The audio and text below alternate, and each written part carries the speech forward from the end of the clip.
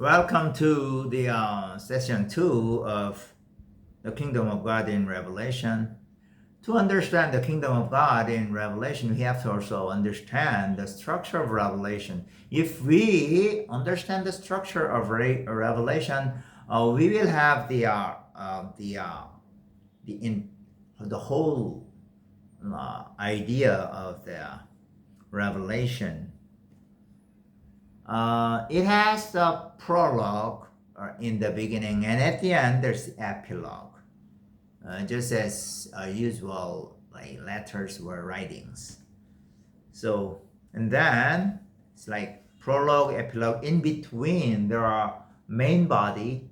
So main body is like the easy way is that giving some warnings or giving messages to 7 churches. After that, praising God the Father and praising Jesus the Lamb, and 7 seals, 7 trumpets, 7 bowls. After that, like the 1,000 years and a new heaven and earth and New Jerusalem and restored Eden and epilogue.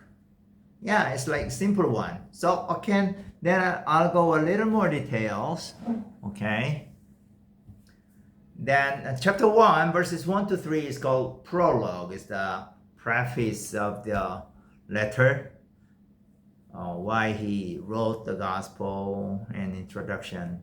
And after that, chapter 1 verses 4 through 20 is about greetings to 7 churches and warning to 7 churches.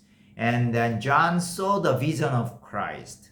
Okay, the vision in heaven. So he was describing the image of Christ he saw in vision. Next one, chapters 2 and 3 is about the messages to 7 churches. And chapter 4 is about doxology. Doxology means the praise. So doxology to God the Father as the creator. It's like, so chapter 4 is about the Father. Doxology to God the Father. And chapter 5 is doxology to Jesus the Lamb for his salvation.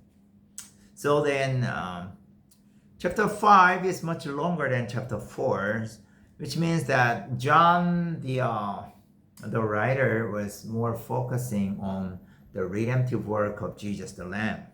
Okay, chapter 6 verse 1 through chapter 8 verse 5, it talks about 7 seals. 7 seals is about destruction of the temple and Jerusalem.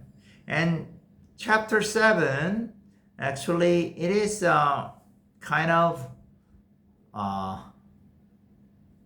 insert. It's like if we use the musical term, it's called interlude. Okay, so in the middle of the plagues, judgment, okay, there is interlude for short pause, short break. So it's about doxology to God and Jesus, who are singing to Jesus. So from they are 144,000 people, those who are believers, and the great multitudes. The great multitudes, these are also the people of God. Okay, after that, and then the interlude is finished, and then it continues, and 7 trumpets started from chapter 8 verse 6 through chapter 11 verse 19. So it talks about 7 trumpets. So 7 seals, 7 trumpets, and 7 bowls are indicating the same event. What is that? The destruction of the temple and Jerusalem. It's a little bit of a different angle, different perspective, but It is the same event. It points out the same event, historical event. It's called recapitulation, repetition of the same event of history. And then there's also in between seven trumpets, it's like seven trumpet and seven bowls, there are a little insert. Chapter 11 is talking about two witnesses. What are two witnesses? We saw that they are the church who were spreading the gospel, right? Even under the great persecution. And then chapter 12 is a woman, the church, and the dragon. Okay? And the dragon is what? Trying to kill the baby. Okay? Because the woman gave birth to a baby. The baby is Jesus Christ. And then dragon is going to kill him. Yeah. This is the story, chapter 12. And then 13, there are two beasts. One beast from the earth, from the earth. The other one is from the sea. From the earth, but they are Jewish kind of persecutors. And then second beast, the Roman Empire, the Jewish persecutors forced people to worship Roman Emperor. Yeah, that's that. And chapter 14, verses 1 through 5, about the Lamb, Jesus Christ, and his faithful followers, 144,000 people. And then chapter 14, verses 6 through 13, so the angels are spreading gospel and proclaiming judgment upon Babylon and calling for patient endurance.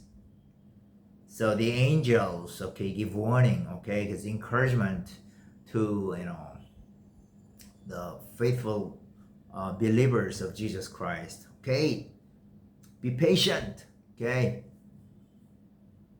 go through the persecution like that.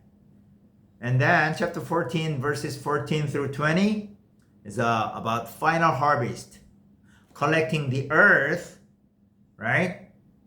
Gathering the earth grain, harvesting the earth, and then trampling the winepress. Okay, I explained already. Gathering the earth means that like those who faithfully believing on Jesus Christ, okay, followers of Jesus Christ, that they would be saved. And then trampling the winepress is the judgment upon the people who are against Jesus Christ and against church.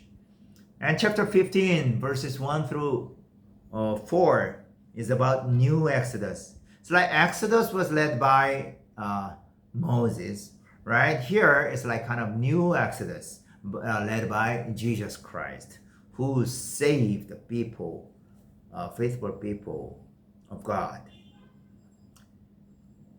And then next part is chapter 15, verses 5 through 8, talks about 7 plagues. Actually, these 7 plagues are the 7 bowls. Okay? And then chapter 16, the whole chapter talks about 7 bowls. And chapter 17 and 18, everybody will know the fall of Babylon, city of Babylon, or judgment of Babylon, right? And chapter 19, verses 1 to 4, is doxology over judging Babylon. Oh, God righteously judge Babylon, means Jerusalem, and the empire, Roman Empire, okay, according to his justice and righteousness, he judged. That's why people of God gave praises and honor to God. Next one, chapter 19, verses 5 to 10, is about the wedding of the Lamb, okay, in heaven, wedding of the Lamb. Next part, chapter 19, verses 11 through 21, the victor, riding on a white horse. Who is this? Jesus Christ. He defeats the beast, right? He defeats the beast. All right, two beasts. And then next chapter, chapter 20, verses 1 through 6, talks about 1,000 years. What is 1,000 years? It means the period of gospel.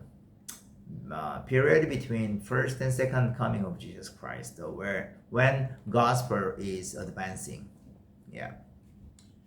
And then after that, chapter 20, verses 7 through 10 is about judgment of Satan.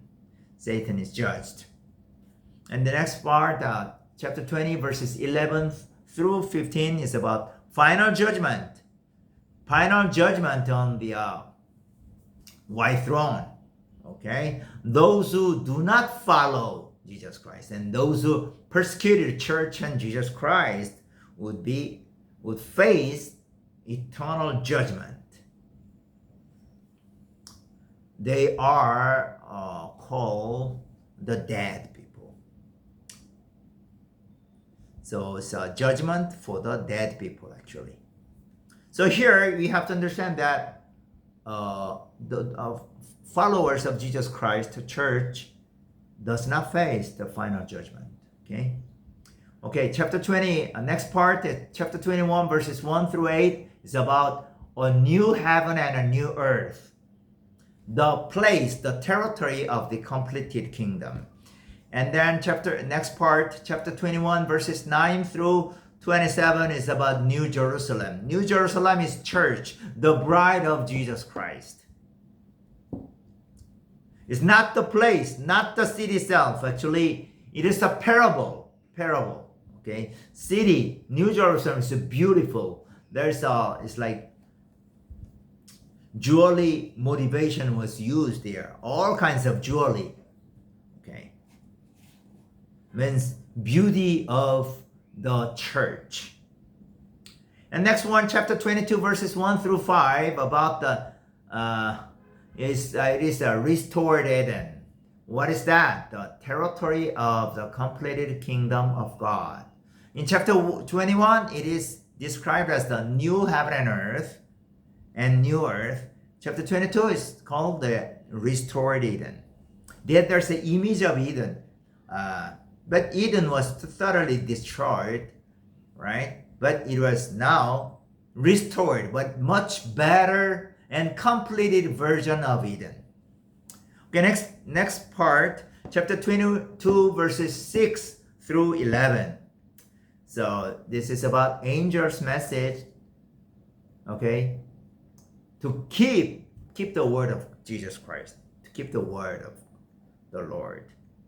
And then next part, chapter 22, verses 12 through to the end, is about epilogue, the closing